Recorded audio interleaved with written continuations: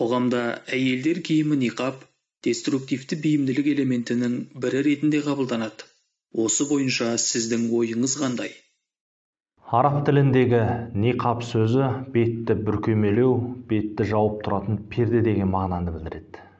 Ниқаб кию көбінесе Сауд Арабиясында, Йеменде, Бахрейнде, Біріккен Араб Әмірлік елдерінде кең таралған.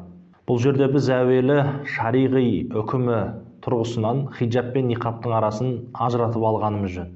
Мәселенің түсінікті болуы үшін шариғаттағы үкімдік орнына тоқтала кеткен дұрыс. Ханафи мазхабы бойынша әйел адамның денесі түгелдей әурет, яғни жабылуы тиіс жерлер. Тек қана жүзі, қолы мен аяғы, табаны әурет болып саналмайды. Алла тағала мүмін әйелдер зинатын, ұятты жерін ашпасын, сондай-ақ еріксіз көрінетін жерлерінен тыс деп Нұр сүресі 31 аятында айтып кеткен. Яғни хиджабтағы әйел адамның бет бейнесін көруге, оның кім екенін анықтауға болады. Ал ниқаб киіп бет аузын тұмшалап алған әйелдің кім екендігін анықтау мүмкін емес.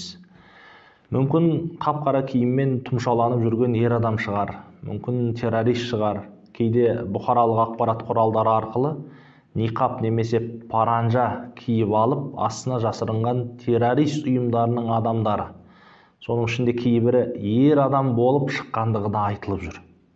Әрине, ниқабқа тыйым салынады деу, хиджабқа тыйым салынады дегенді білдірмейді. Екеуінің екі бөлек нәрсе екендігіне жоғарыда да тоқталып өттік.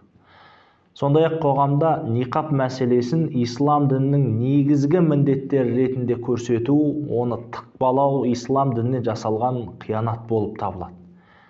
Біздің ұстанымыз мынадай: ниқаб кейбір елдердің әдет ғұрпынан туындаған, сол халықтар үшін міндетті шартқа айналған дәстүрлі киім түрі. Ал мұсылмандық құқықтың негізгі ережелерінде ниқаб туралы ештеңе айтылмаған.